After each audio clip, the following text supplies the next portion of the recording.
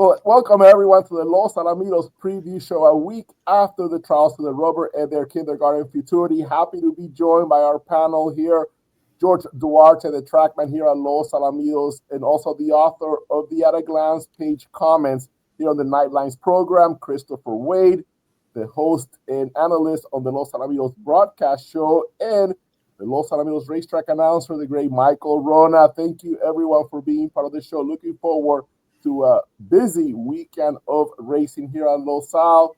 And we open the show with a video of the kindergarten futurity finalists. So let me ask each and every one of you, what impressed you the most from the trials to the kindergarten futurity? I'll start with you, Michael. You call all these trials, so all these juveniles in action. What impressed you the most? I've got to say the headline Grey Filly, beautiful, because of the trouble she overcame. And that debut win also was after trouble at the start. She didn't begin particularly straight on either occasion. And I made the remark right after the race last Saturday night, what's she going to do if she actually comes out straight? She's just so talented, and she was strong in overcoming adversity. Her hindquarters were bumped. Second fastest qualifying time. I thought under those circumstances was really noteworthy. Chris? Same thing. Beautiful was just so very, very impressive. Troubled, but yet strode out very, very strong. Second fastest qualifier. Would have been the fastest qualifier with any kind of a decent getaway. And had run left in the tank. And, of course, then beyond repair, winning well from the rail was pretty good as well. So it's going to be one heck of a final for the Robert Adair Kindergarten Futurity. And George, you were looking for all the trouble comments on all these horses. What impressed you the most? Beyond repair. He overcame the bobble and the rail, and he won pretty comfortably. If you watch the race, Lozano was very confident. It was just he won very easy. He had a lot more left in the tank. And the top two favorites in terms of the final, they both made mistakes in those first 50 yards. It's like, they're the top two horses from 50 yards and 300, but they make those mistakes in the beginning, and anybody can win. Well, some of the things that stood out as far as I was concerned is like 9 different ownership combinations in the advance to the finals. 9 different trainers will be saddling a horse in the kindergarten final. So the money will be spread around nicely in this final coming up. And the horses that won first out came back and for the most part delivered nice efforts to qualify beyond repair, like you mentioned. Beautiful. Wake Up Little Susie was also involved in a nice duel there with Elmer Romero and comes through to also qualify. And I just said the name Elmer Romero because all along I thought it was named after a person, but it's not. It's actually like a nice little play on word. And when you put the two names together, Elmer and Romero, it's actually spelling El Mero Mero, which in Spanish is like that's the one, that's the best right there. So owner Salvador Salazar, he kept saying El Mero Mero, and I was like, oh, you mean Elmer Romero? No, El Mero Mero. So it is named after, this horse is the one, and I'm glad to see him qualify to the kindergarten futurity, El Mero Mero. But we have a tremendous cards both on Saturday and Sunday with so many 2-year-olds because we're only a month away from the trials to the Ed Burke Million futurity. So all these babies that we're going to be seeing this weekend are all being pointed to the trials to the, for the most part, are all being pointed to the trials to the Ed Burke Million futurity. You need at least one start to compete in the trials to the Ed Burke. So it's a nice way to kind of get a preview of what's to come on that busy night of trials. Let's talk a little bit about the Saturday night card because we do have a nice stakes race here. And Michael, am I seeing this right? Are you wearing the Cattail Cove hat? Oh, absolutely I am. Couldn't resist. Thought it quite appropriate. I love it. He's going to be making his 54th career start, Cattail Cove, going for his 7th stakes win. And what's amazing is that he didn't win a stakes race when he was a 2-year-old or when he was a 3-year-old. I'll have to look back and see if he won one when he was a 4-year-old. And here he is going after his 7th stakes win. He just gets better with age, doesn't he? Oh, remarkable. And he's got a winning streak, the likes of which he's never known in his storied career. So it's going to be fascinating to see if he can keep this rolling into a fourth consecutive victory. My only query would be him having to cut back from 400 yards. He just got up in the last stride or two to win the last start. I know he won at 350 the race prior, but Juan Alleman has stated quite recently that the horse probably just isn't quite as sharp in the first few strides of his races and just builds from there.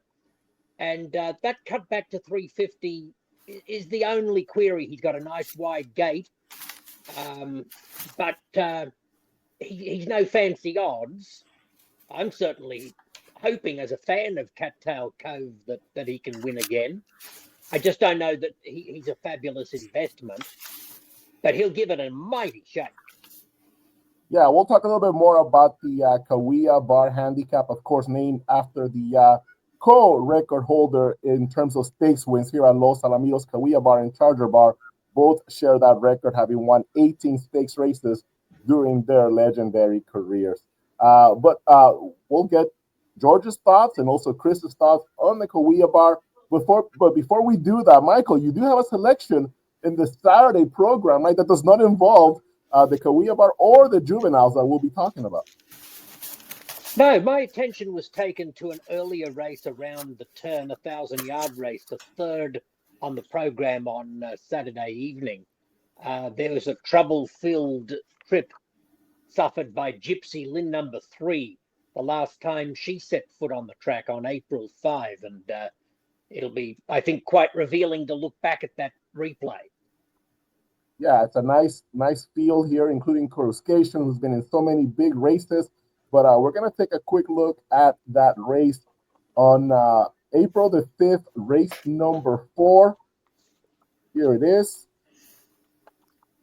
And you can kind of set it up, Michael, for us and tell us what you liked about it. Gate 3, the head-on replay shows she gets bumped from both sides at the start, but she was still within a length of the early lead in the red blinkers and blue silks, but tight quarters in a bunched field here, loses position and ends up getting back to last and is quite wide going into the turn, completely lost her position, got shuffled right out of it, and is probably 7 lengths off the pace halfway around the turn, but absolutely flew home in this 870-yard race and produced a big gallop out.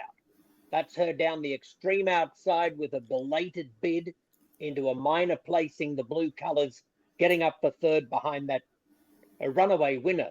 But I thought there was a lot of merit in the performance, and that's her from the drone shot already in front halfway around the clubhouse turn. Look at her spurting away in the gallop out heading towards the back stretch. That race was 870. Gypsy Lynn won her latest 1,000-yard race, and in so doing clocked faster time than the favourite in either of her 1,000-yard wins, the favourite being number 4, You're in Trouble. So I think she might be sitting on a good race coming back here 3 weeks later at 3-1 on Ed's Morning Line. So that will be race number 3. The Saturday program gets underway at 6:45 p.m. So race 3 we'll have a 7:40 p.m. post time here on Saturday night. Looking forward to seeing Gypsy Lynn here returning to that 1,000-yard distance, and she's won at that distance before, doing so January 18th. Coruscation, once again, 4-1 on the morning line, coming off of a nice second place finish. And You're in Trouble for Ryan Hansen. Ryan Hansen seems to win just about everything every race that he is in.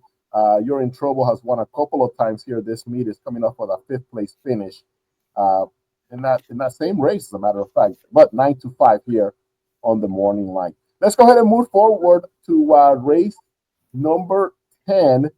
Later in the program, post time 10:32 p.m. This is the Kawia Bar Handicap. And I'll go ahead and I'll like to hear what George has to say about this big field. 10 horses in this one, George. think it's a pretty interesting race. I think a lot of value is presented, especially if you don't like Stanley Cartel going against older for the first time. For me, they always have to prove it to me if they can handle older rivals. And he also has had trouble from the gate. So against older rivals, he's not going to be able to get away with that. His work on April 5th was, just maintenance work. I wouldn't really pay attention to the time on that one. Horses I think that present value in the race would be a horse that I always mention, Ed Burke Million. I think he on the cutback is a good value horse. And then also a price fixer on the outside. I really liked how he ran last time from the outside. He's always a horse that people were high on. He just has never put it together. And I remember Michael saying Cesar Franco really liked the outside post when he won. I forgot which race he won. So the El Primero del Año Derby. What was that? The El Primero del Año Derby. Yeah, when he won from the outside. So he's going to feel extra confident with price fixer on the outside, and I think he's going to be all of that 12-1, maybe even higher in this race. And I think he's one you cannot leave out of your pick fours or superfectas.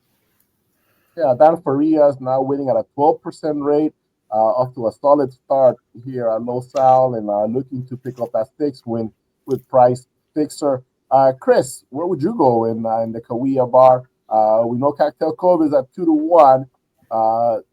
Mention a couple of other horses. What other horses can we take a look at in this one? Well, Cattail Cove's a horse you have to look at. He's just a hard knocker deluxe. At his age, the only question is shortening up the distance. He's won at the distance. He overcame some trouble in his last race. He's definitely got a big look at the outcome. The question mark, of course, will be Stanley Cartel off for the layoff of the workout. It was okay. It was not a bad drill, as noted by George. It was a maintenance drill. I'm going to try to give him a race and look elsewhere. And of course, price fixer horse I've used and given so many chances. He's one of my one more time horses, and drawn to the outside. He's going to be sitting next to the horse he's going to have to catch, and the outside post could promote a clear path to the wires as our second choice. Of course, the two horse has a look to grab a slice of the pie. Horse SM at Jessica, and also for Don Ferris is better than shown, and a horse that we keep giving chance after chance, the Ed Burke horse, and he had some trouble from the inside post last time. He's better than shown. Has to give him a look here, Ed Burke Verde as well. So that'd be my numbers. But Cattail Cove, with factored in, shortening up a distance is a concern, but definitely has a look at the outcome. And of course, price fixed on the outside, and Ed Burke Verde try to overcome an effort last time. He's one of George's give him one more chance horses.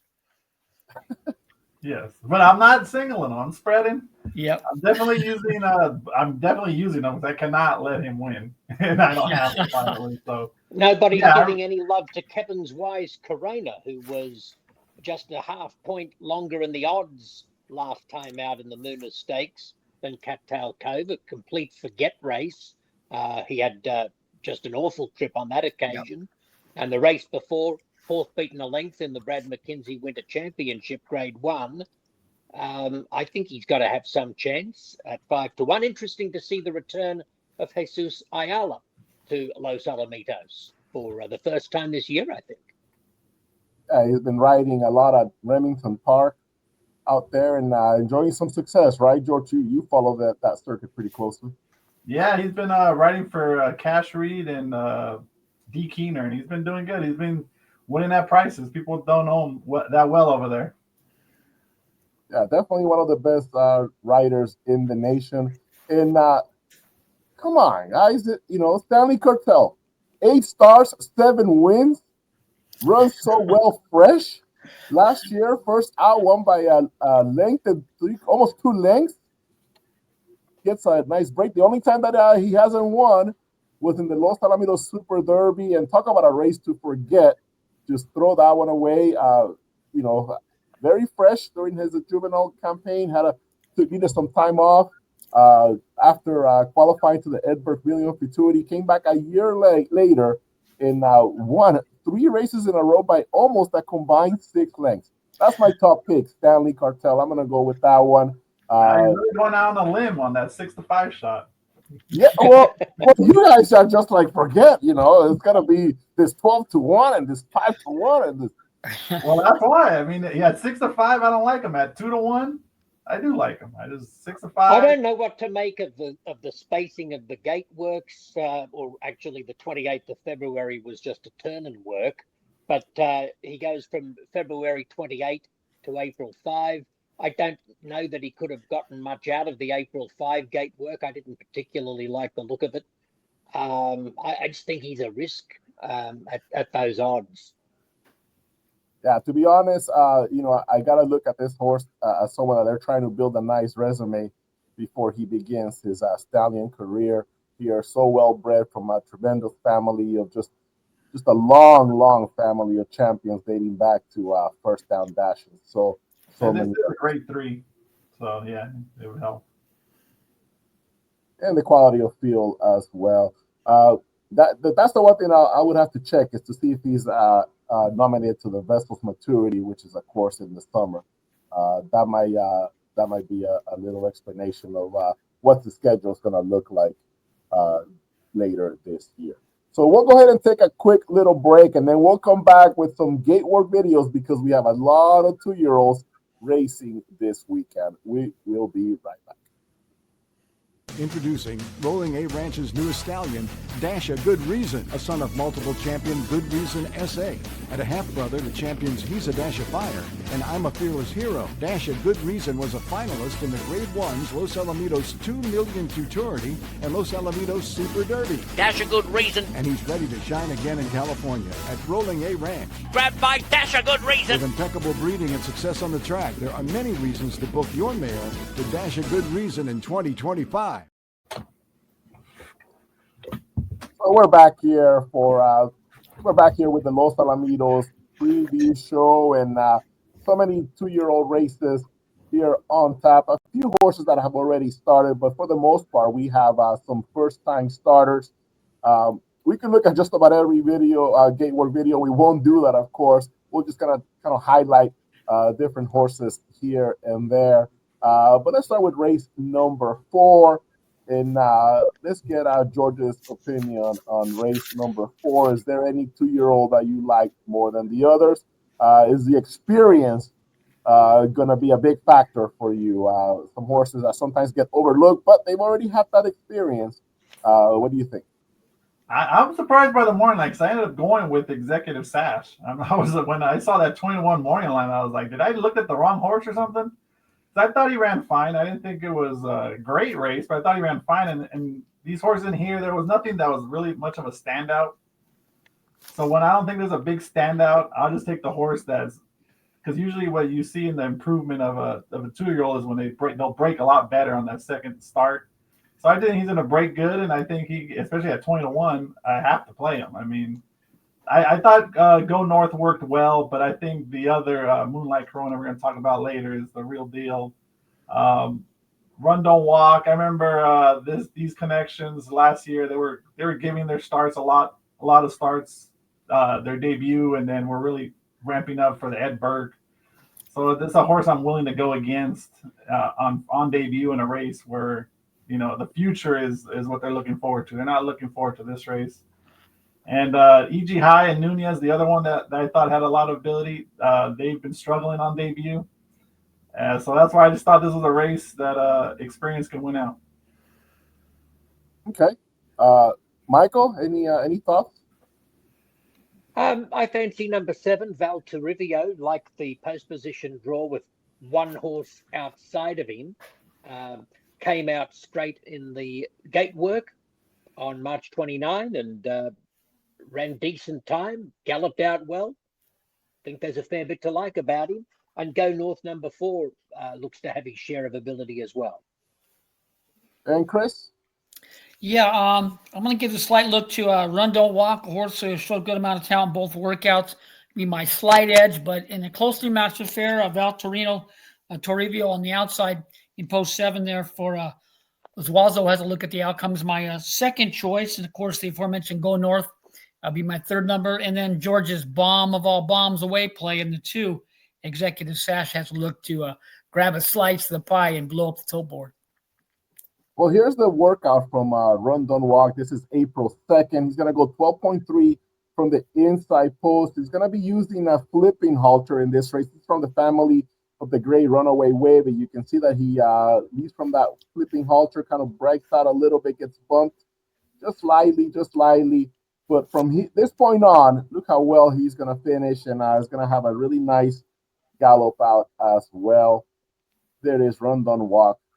So the big kind of mistake there was just trying to handle that flipping halter and how he breaks out there.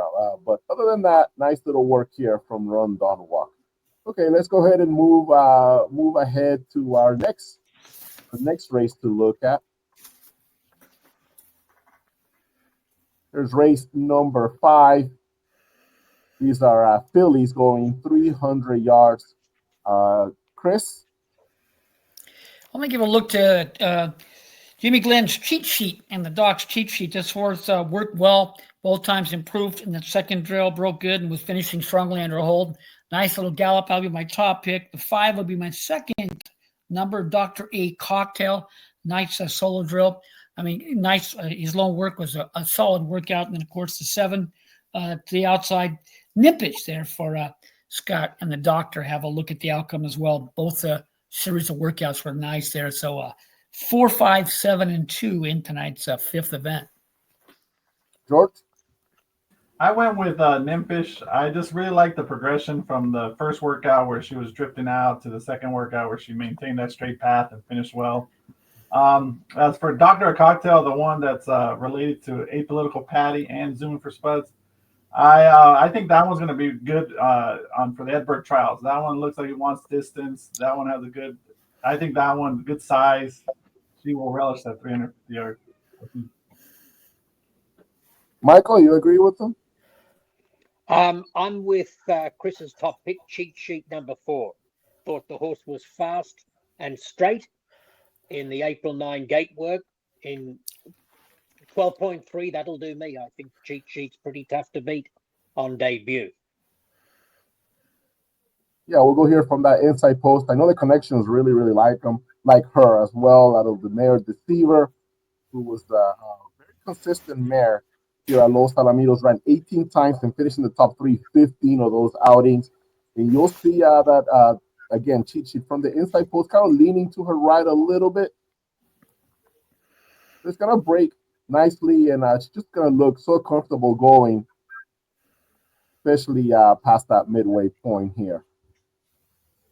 So definitely didn't get pushed too hard, and I think there's a lot more here from cheat sheet in this one. Okay, let's go ahead and continue along here to our next race. Another 300-yard race. Hidden Speed.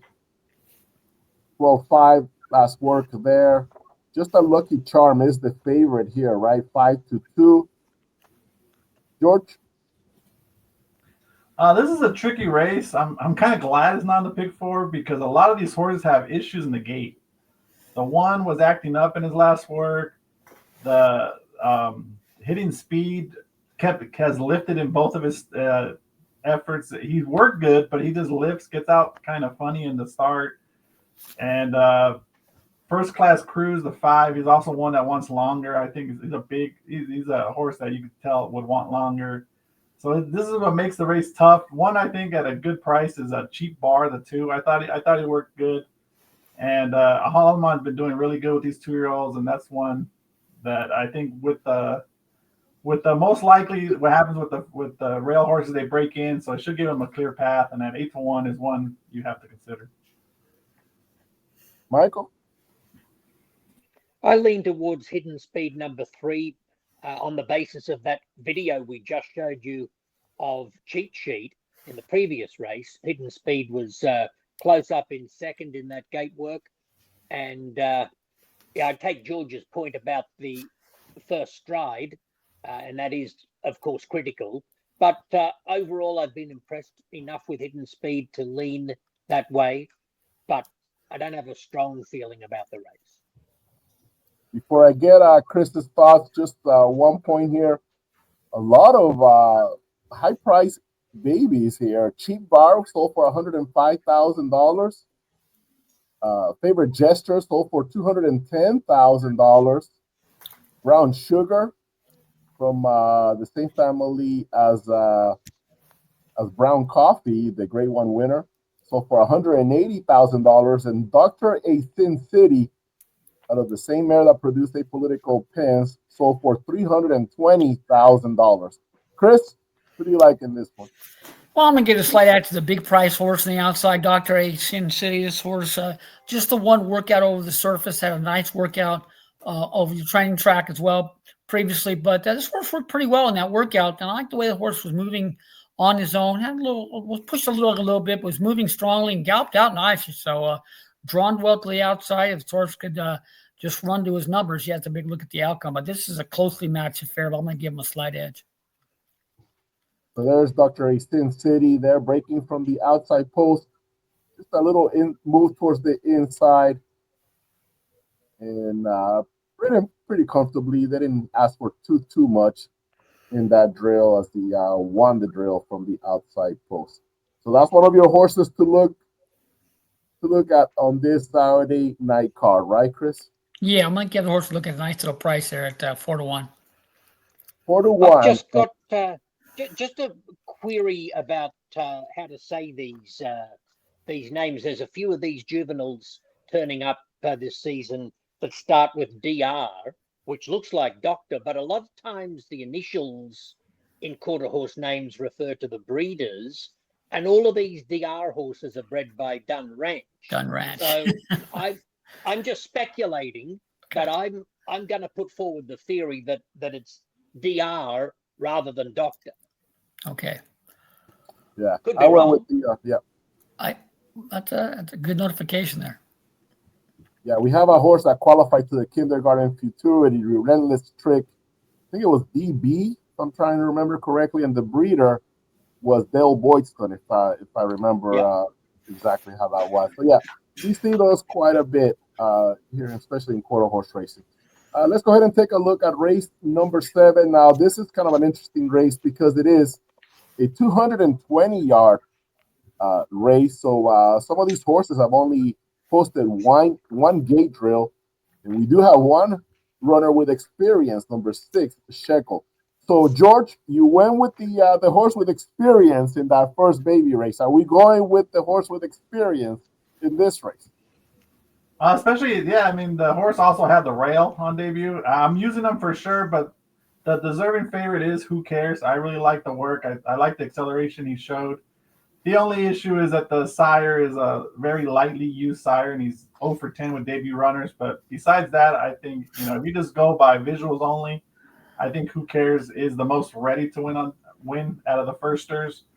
Another one that I liked was Ritzy, the Castleman horse. I like that work. I like that the workmate was right next to her the whole time, and she ran good. She wasn't intimidated. I thought it was a good, useful work.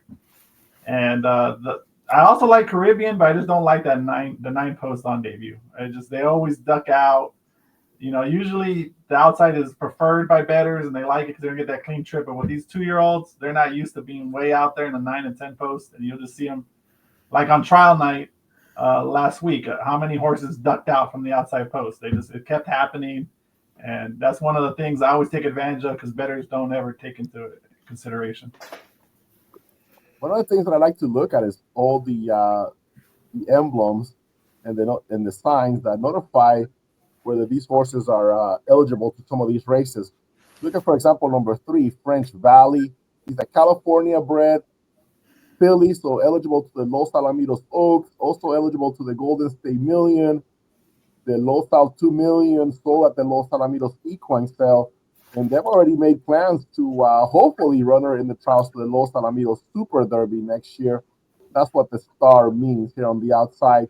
Well, man, they think pretty highly of her. Well, she's out of Attack the Cartel, who is and she would have all of them. Yeah, right. The Train Station V, sister of Train Station V, who won the Golden State Million in the Los Alamitos 2 Million. Michael, do we care about Who Cares? Do you care about Who Cares as far as this race is concerned? I give a chance to number 5 Baysider, who did Okay. everything right in the gate work on April 12. Gate manners were good, broke straight, early stride, was unfazed by a lugging workmate who drifted over very close to him. And I thought it was a much improved second drill by this son of the Grade 2 winning dam Wambui. So number 5, worth including as far as I can see. And I'd like to give a shout out to whoever named number 7, Rhino 6. Like to send my heartfelt thanks, given that this is a sibling to Run Raging Rhino Run and Go Go Popo Go. Rhino 6, far more straightforward for this race caller. Thank you very much. And those were total opposites. One of them liked 110 yards and 220, and the other one was going 870. So Exactly. Mary could do it all. And they're starting this one at 220, so we'll see if she likes 300, 350. So we'll see how that Might goes. fit somewhere in the middle. Right. Chris?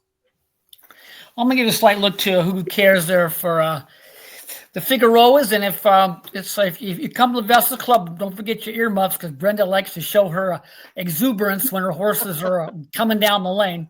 I'm only kidding. She loves her horses. And there's horse to look at the outcome. I like the improvement from first drill to second drill. And, of course, the aforementioned French Valley. I'll give this horse a look here to grab a slice of the pie is my second choice. The 5, a Baysider, will be my third. So 4, 3, and 5 in tonight's 7th event. The mare here, I'm Mongoose 5 bar. Anytime that you see that Mongoose name, Tom the Mongoose McEwen, legend in the NHRA world, tremendous driver, made that sport very, very popular, and a lot of his horses had that, probably all of them had that Mongoose moniker as part of their name. Let's go ahead and take a look now at race number 8. Race number 8, and we have some nice horses in this one. Next, Norco at a 12:20 workout, the second fastest of 39 drills. Vigilante, I thought, had a nice work as well. Hard to explain. Purchase for, get this, $550,000 at the Ruidoso yearling select sale. And he's not going to be the most expensive 2-year-old that we'll see this weekend. I'll talk a little bit about that when we look at a couple of the baby races on Sunday's card. So really quickly, Michael, who are you going with in this race? Well, I know there'll be a lot of talk about the rail horse next, Norco, but I'm giving a slight edge to the 6, Flaming Jeff Candy, with the preferable draw. I do like those post positions, one from the outside for these juvenile races, playing off what George was saying earlier about the outside gate being problematic for the youngsters. This horse began straight, showed good speed throughout, while maybe even having a little more to give in that latest gate work. And Flaming Just Candy number 6, I think's got a really strong chance, while the one horse obviously is loaded with potential. Okay, Chris, really quickly, your thoughts on this race 8? Yeah, I got to give the edge to the rail horse. Next Norco very well could be. This horse showed a ton of talent in both drills. That second drill was so very impressive. Galloped out STT. I mean, started wrong. And showed a ton of talent. And the aforementioned Flaming Just Can't be my second choice. So 1-6 in that 8th event. So let me go ahead and queue up this workout here. Next, Norco. He's going to be going from the outside post here. And one thing that you notice on a lot of these gate drills, the Scott Willoughby horses, he likes to put a space in between his workers. So anytime that you see that, you can pretty much guess that's a Scott Willoughby duo or pair going in a workout. So Chris, you like next Norco? Tell me about this drill. Yeah, the horse good, kind of bobbled and skied out a little bit, but the nice-sized individual, just a little shaking up a little bit, was starting out very, very strongly, moving very impressively, and run left in the tank and galloped out very, very strong. So a ton of talent. Look at that drill, into and through the turn. So very, very impressive. Only concern is that inside post, but looks like I think the talent could push him over the edge here in the lid lifter. And of course, Flaming Just Candy will be my second choice in this affair. But tons of talent with that horse in the inside box. And George, you get the last word on this race number 8. Yeah, I think it's all about next Norco. The way he was worked out, he's worked out with the intention to win first time out. I remember Doc had 2 winners win by open lengths last year, and I think might be another one that could do it. Because that race, that second workout, they let him run a little to show what he has, and I always like that because a lot of times when these horses get that first time to run really hard, they start veering out because they don't know how to control themselves. So he already got that kind of a taste of going full speed, and I think he's just ready to fire. I'm not really worried about the rail with this one because he just ran so straight in his workout. So I just think he's going to win pretty easily. So it was one of those big winners from Dr. Allred, Norco. Yeah, that was that one, and then there was what's that one that ran from the outside the other day? Let's something or yeah. I just can't remember the name. Norco here, a full brother. Next Norco is a full brother, of course, to Norco, who looked so good in the Ed Burke Million trials as well, and ran in a couple of other stakes races as he continued his career. So we got one more juvenile race to talk about for Saturday, 300-yard event. These are also fillies here, and I'll go ahead and I'll get started with George in race number 9. It was Listen Now that won by open lengths as well last year. Just remember. I think it's gonna be a Doc natural double. I like Toby Sis on the outside. I thought that one worked just as good. Obviously the main thread in this race would be Pretty Miss Patty. Also worked really good. But I like the outside draw for Toby Sis. I like the 7 post. I don't like 8 or 9. 8, 9, and 10 are the ones where that's my limit. But 7, I think, is fine. Gabriel Lara has been working these horses. Scott Willoughby did good last year with these 2-year-olds, and I think he's primed and ready for another good start. So I went with Toby Sis. Okay, Pretty Miss Patty, purchased for $500,000, and the mother, of course, Apolitical Patty, who won a couple of big races, including the $2 million here at Los Alamitos. Michael? No strong feeling about this. The top 2 are the obvious 2 on breeding and talent. I just don't really know what to do with the race. So I'll pass.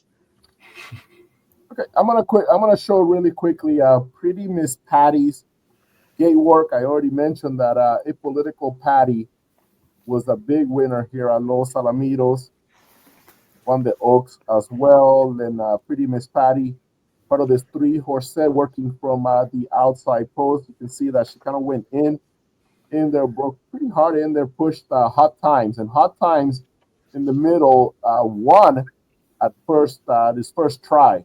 So look how easy Pretty Miss Patty handled this drill, but she did kind of bother there, Hot Times. So let's put that into account as well. Gallop that good. They got that gallop out, exactly. And we kind of talked about this being possibly a 2-horse race. So we talked a little bit about Toby Sis.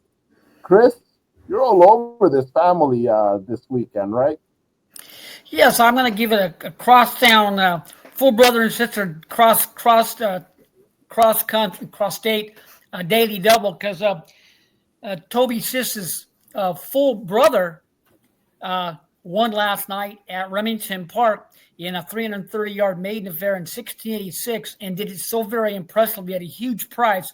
So the full brother won rather handily last night, and off this workout and the breeding, drawn to the outside, I'm going to give a look here for Toby Sis to get it a cross-state daily double with this horse. Was very impressive in the workout, and Scott's got a nice series of 2-year-olds in the barn this racing season. This is one of them. Yeah, is she on the outside here, Chris? she broke well, finished steadily, and was moving well the final half of the affair. And never really asked one to extend it right there. It's a nice sized individual, much like her full brother, and galloped out very impressively. So I'm going to give the slight look there to this horse. Of course, the aforementioned Pretty Miss Patty, well bred, well connected, worked well as well. So a closely matched affair, but I'm going to look for that Toby Sis to make it a double for the full brother and sister this weekend. Yeah, with those gallop outs between Pretty Miss Patty and Toby Sis, you can tell that they'll be gearing up for those trials for the Ed Burke Million futurity after their debuts here at Los Alamitos. It's amazing, isn't it, that we've just had the kindergarten futurity trials, and of course we're looking forward to that final in a couple of weeks. But as soon as we get a week past the kindergarten trials, we're already kind of switching gears mentally, and there's so much to look forward to at the Ed Burke trials when we see this weekend's smorgasbord of exciting debutantes. Yeah, it's gonna come in a hurry now with the final to the kindergarten on May 11th, Mother's Day, and I think maybe 2 weeks later we have the trials to the Ed Burke Million towards the end of the month. Let's go ahead and take a quick break, and then we'll come back and just look at a couple of the big names running on Sunday night here at Los Alamitos. We'll be right back.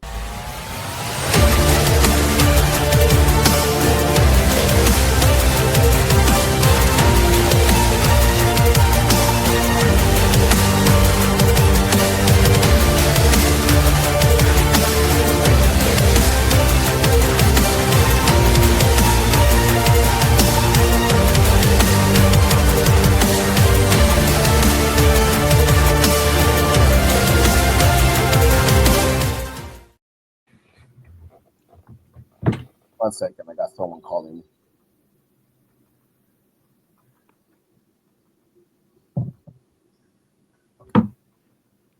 Okay, and we're back here on the Los Alamitos preview show. Just to close out this show, we'll be talking about a couple of the big names running on Sunday as far as the 2-year-olds are concerned. And you see here in race number 6, no show wagering in this race. So you know there's got to be a standout in this one. And it is the number 2 horse. The Lady is a Vamp. 1-2 on the morning line. April 9th, posted a 12 flat drill. The only 12 flat drill that we've had this season here at Los Alamitos.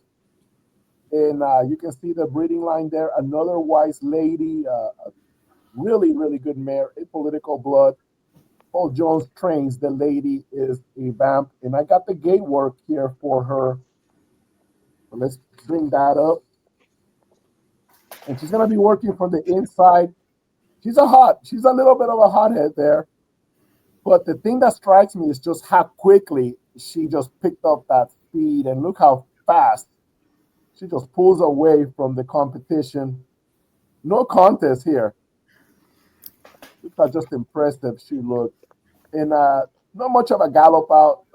She went so fast right off the bat. But she just jumped out of the screen as far as I'm concerned. Michael? Could be a noteworthy weekend for the broodmare, another Wise Lady who is the dam of Kevin's Wise Corona, one of the top chances in the Kawia Bar on Saturday night. Yeah, this horse is a flying machine. Excited to see what happens under the lights. George or Chris, want to jump in? Yeah, just so very impressive. Moving very, very, very strongly. Tons and tons of talent. And this is one of those kind of horses that when you see run, the hair on your arm starts to get a little raised, and so very impressive. And I can't wait to see what this one does when the real racing begins on Sunday night. I'm glad you didn't say the hair on your head, because I couldn't relate. Yeah. George? Yeah, I can't remember the last time Ed put a horse 1-2. I always thought, I wonder what the math was where he wanted to end up with 1-2. Or usually he goes 4-5 or 6-5. I mean, this mare, she wasn't very quick early in her racing career, but she produces horses that are really good out of the gate. And Lady the Vamp just looks like another one that's good out of the gate and is going to be hard to deny. I mean, she those first 100 yards, she's just so fast that I just can't see how anybody can outrun her in this group. Yeah, so if she can break clean, it's going to be very, very tough to stop her there. The lady is a vamp. We'll go ahead and take a look at one more 2-year-old race, and that will be race number 8. And the standout here, number 7, Accelerated, even money, the top seller at last year's Los Alamitos Equine Sale, a record purchase at the Los Alamitos Equine Sale, $850,000. And both of his gate drills have been eye-catching. 12.5 on March 4th, and then a 12.10 here on March the 26th. I have that drill here. We'll go ahead and play it. And he is going to go from the outside post in not a perfect start. Did not break perfectly. You can see that he pushes the work made here.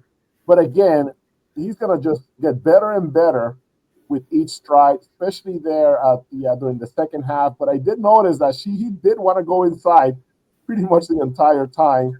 From the moment that the gate opened, he was trying to look inside, and he even did that towards the as he got closer to the finish line. George? Yeah, I mean, especially for he's talented, he's bred to be great. I mean, the mare has 11 first-time winners, first-time out winners. She's bred champions. You know, the owner dropped almost $1 million for this horse. So I know Juan wants to win on debut. I mean, this is a newer owner for him. You know, you don't want a disappointing effort on the first, especially when they plunk this kind of money down. I think he's primed and ready to go. But this race is actually there. There's a pretty good amount of runners that can run, I think, in this race. I mean, the 2 Academy guy, I like his works, more of it out of the very productive mare up for it. He also has shown ability. So I think he's going to have to earn it. You can't make any mistakes against this field and field. Yeah, you mentioned the owner. I think he's got a total of 1.9 million running this weekend here at Los Alamitos between 3 horses that are running. Michael? I liked the first gate work also of Accelerated, and he just seems to build the further he gets into his work, the stronger part of it being at the finish line and the gallop out. And I just see him sailing down the outside to a victory on debut. And Chris? Yeah, wholeheartedly agree there with Accelerated. This horse, tons and tons of talent, well meant, well connected, and nice size purchase. And they'll be giving this horse a big look at the outcome. This horse should be triple tough there tonight with all factored in. But of course, there's some quality on the inside of him, but definitely the one to beat there at short price, Accelerated.